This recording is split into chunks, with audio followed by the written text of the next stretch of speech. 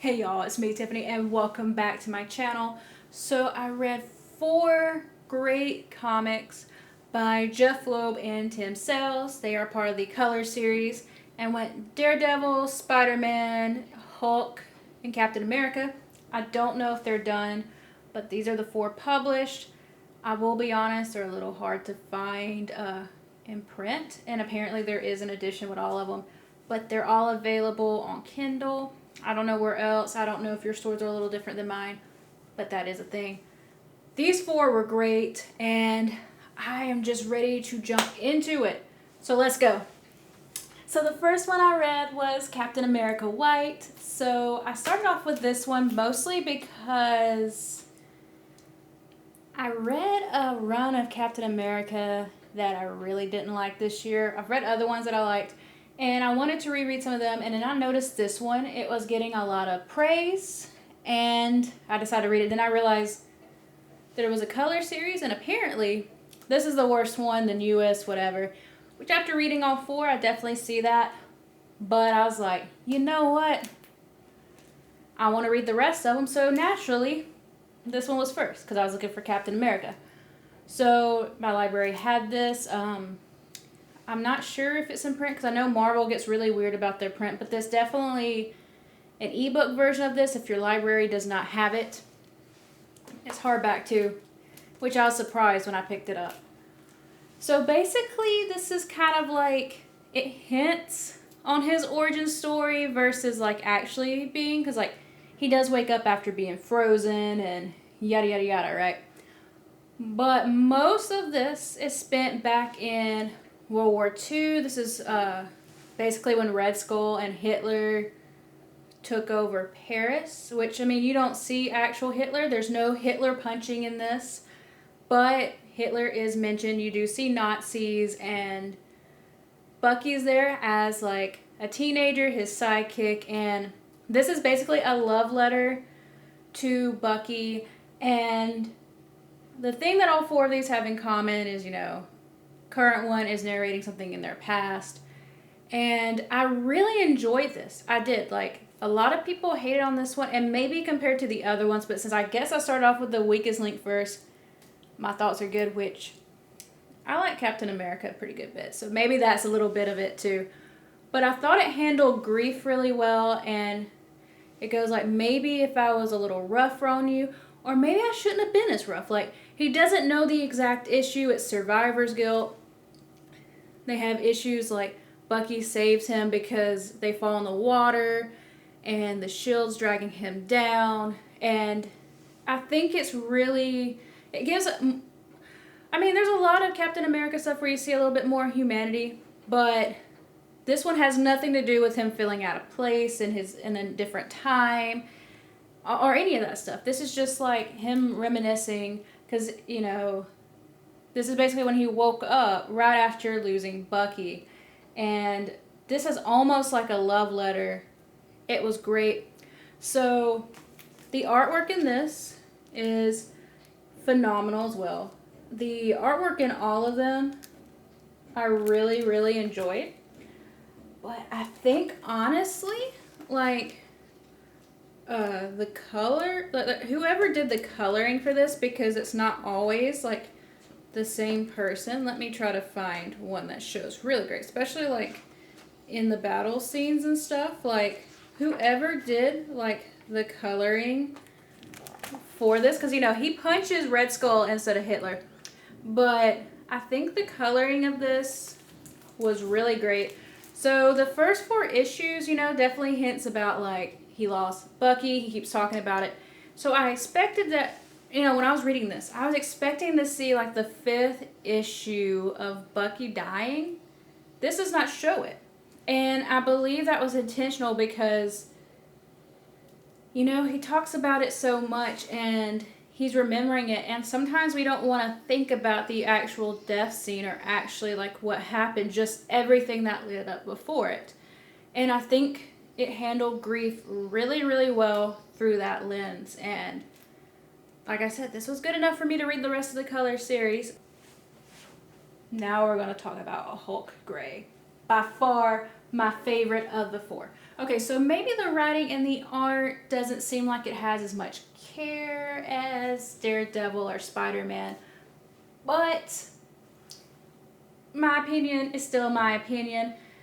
Objectively, just looking at it, yeah, those other two are better, but the way, like, you know, so it starts off with Bruce talking to a psychiatrist friend, right?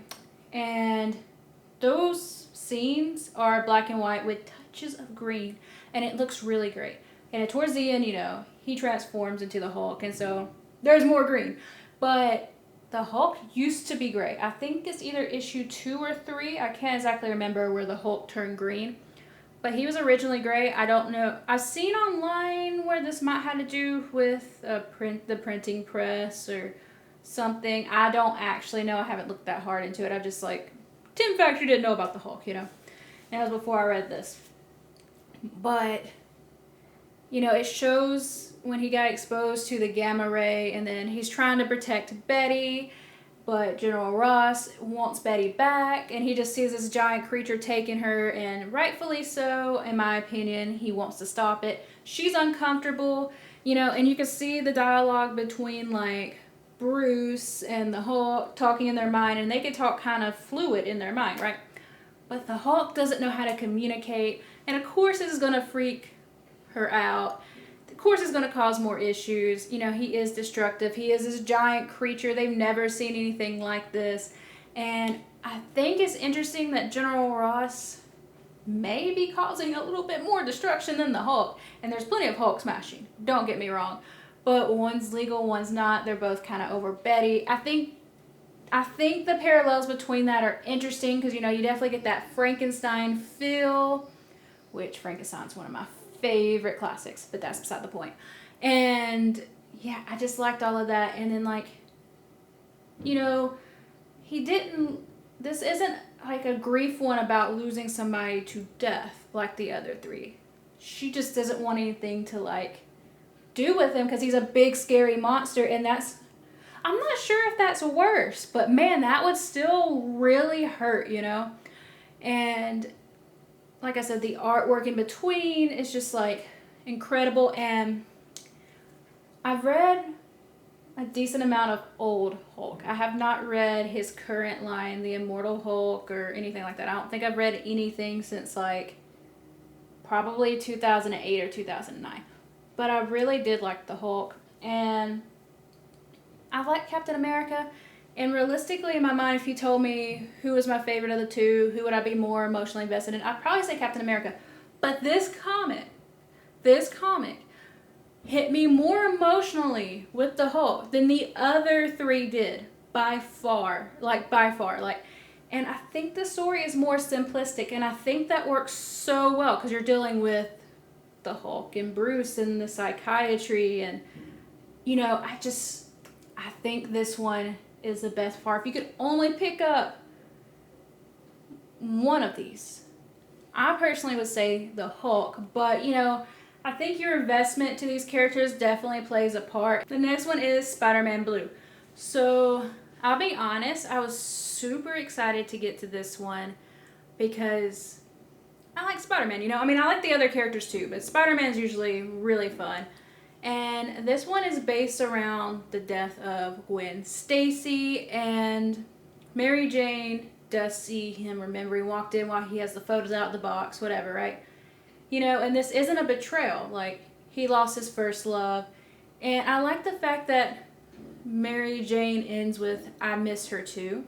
I read this digital, but the artwork was still phenomenal. My library, fortunately, like, has a really good comic and manga system. And unfortunately, they didn't have a physical one, but they had digital. And this is going back to where, like, it was that weird time in the Marvel comics, if you've read some of the older Spider-Man, where it's kind of like a weird love triangle line square because Mary Jane's kind of flirting with Harry, but she likes Peter, and then but Peter's with, like, Gwen, but he's giving too much attention to Mary Jane, honestly, if he already has, like, a love interest. My opinion, you know, it's a lot of that going on, you know, and it's the Green Goblin, and, like, there's a Green Goblin fight, which is fun. It's always fun. I love seeing the Green Goblin in comics. I like the dynamic and the story behind that. And it's a whole bunch of fun, you know, and it shows like, I believe it's supposed to be the first time that they kiss, and it's just like a love letter to that. The colors are great. I think out of all of them, this one, the style fits more in the time era than the other ones because, you know, it's not the same artist as like who originally did these comics. These are a reimagining. But they do artwork that seems to kind of fit into when, you know, the comics they're inspired from happened, even if they're a little bit more modern, right? I think this one fits more. The colors were great. The artwork's incredible. Though I will say this, I do not think this is the weakest of the four. But it had the most going on, and since this is a very short mini-series, it felt like almost a little too much at the time. But, a lot was going on in those comics at the time. So it makes sense why everything just feels so like clustered and too many storylines going on. But especially since it's just remembering, right? Like, these are the thing. Like, these comics are about like them remembering stuff in the past. So sometimes your memory can be joggled. You think this and this and this and this. You know, and he thinks maybe if I spent more time with her, you know, it's just like, I think this handled grief as well too. But I kind of wish this was a little longer because it does seem like there's a lot. But the comics at the time seem like they're a lot. Daredevil Yellow. So I'm going to say this here. This is the only Daredevil comic that I have read. And compared to the other three, I have read comics with Captain America or about Captain America, the Hulk, and Spider-Man. So I'm not sure if that will affect like how I feel about Daredevil Yellow, but I enjoyed it nonetheless, and I thought this was really good. This is the first one of the Color series, but this was the last one I read because I don't know. I just kind of put this one off, and I think it's because I am the least familiar with Daredevil. I've seen the Netflix show. That's about where it ended. He's popped up in some other people's comics here and there. I know a couple of people who really like him, but for the most part, I'm pretty ignorant. So it's basically set up with Matt Murdock writing like a letter to his late love interest, Karen Page, and this is to help him kind of move on, and he decides to kind of hit on like how he became Daredevil, like talking about law school, how his father died, and the little fighting thing he did towards the end of graduate school.